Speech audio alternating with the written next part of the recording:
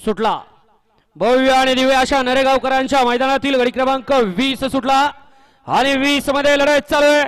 6 गाड्या पळत होत्या परंतु त्यातला एक बाद झाला आणि आता इकडे दोघांच्यात लढत चालू आहे। कोण शेवटच्या क्षणाला बाजी मारणार, अतिशय सुंदर अशी लढत झाली।